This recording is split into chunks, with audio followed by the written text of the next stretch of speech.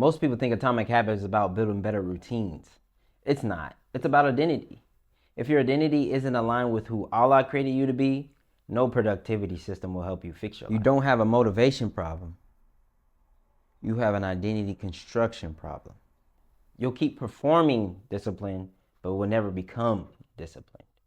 I would say for years, I thought motivation was an issue. I would start a new habit, feel focused for a few days, and then slowly drift back into old patterns. I would wake up late. I would delay things I said I was going to do. I would restart again next week. It just felt like discipline wasn't sticking until I realized something uncomfortable. The issue wasn't motivation. The issue was identity. Because until your actions consistently reinforce you to believe who you are, you'll keep performing discipline instead of becoming disciplined. Here's what people miss. Your brain constantly searches for consistency between your actions and your self-image. If you believe, I'm not disciplined, your brain will find evidence to confirm it. This is called identity reinforcement. Every repeated behavior becomes proof, and proof builds belief. Belief becomes identity. That's why small habits matter. Not because of the results, because of self-perception. When you say you're going to wake up in the morning and you don't just miss a morning. You damage self-trust. And when self-trust is weakened, it spreads into salah, business, fitness, leadership. You begin to negotiate with yourself. And a person who negotiates with themselves too often, they lose authority over their own life. That's not motivational talk. That's psychological conditioning. Repetition wires identity. Here's a practical shift. Step 1. Choose one identity, not 10. For example, I am someone who protects the prayer. Example 2, I am someone who protects the sunnah of the Prophet sallallahu alaihi wasallam. Example 3, I am someone who reads the Quran daily. Step 2, define the smallest action to prove it. Not the perfect vision, the smallest vote. 1 sunnah, 2 rak'ah, 10 pages of Quran, 30 minutes of focused work. Step 3, track consistency, not intensity. Intensity feels powerful.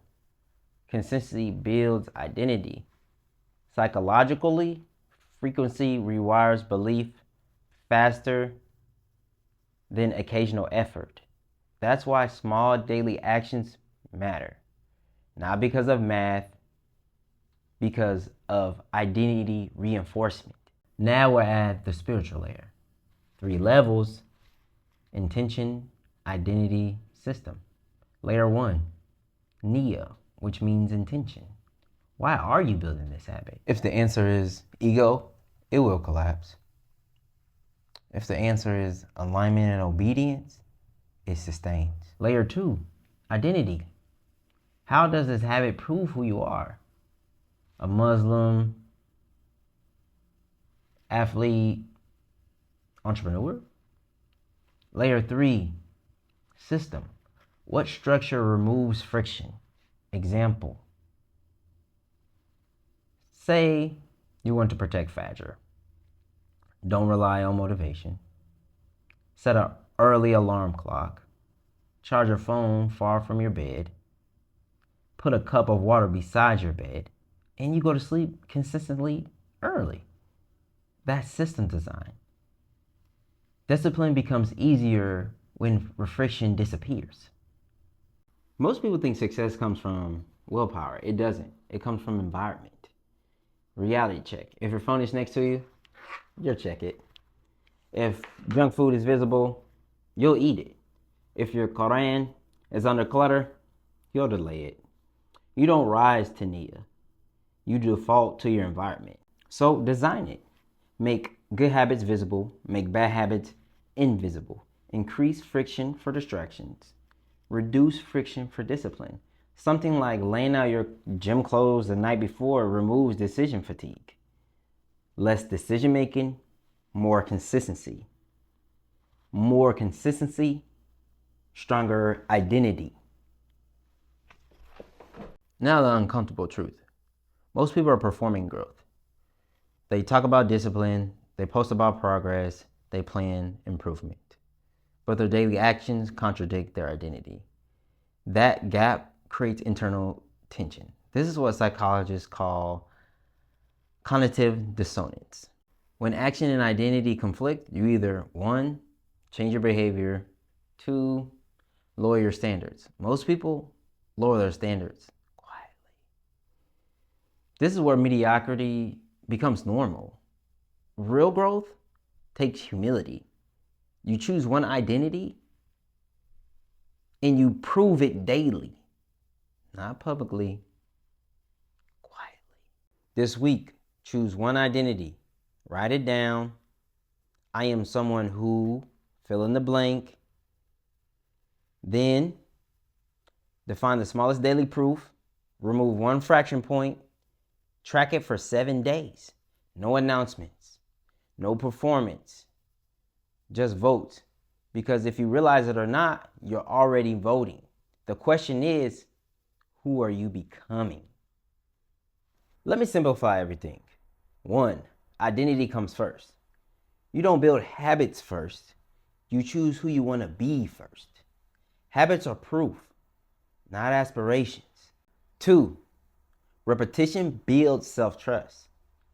Actions, evidence. Evidence, belief. Belief, identity. 3, environment beats emotions.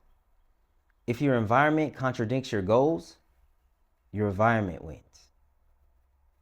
Design removes negotiation. 4, intention anchors everything. If intention is ego, system collapse. If intention is aligned, consistency strengthens. Intention, identity, system. Always in that order. You don't need a new goal. You need a higher standard for who you are becoming. And you're proving that every single day. In part 2, we're breaking down identity and systems. Because identity without structure can't survive the pressure.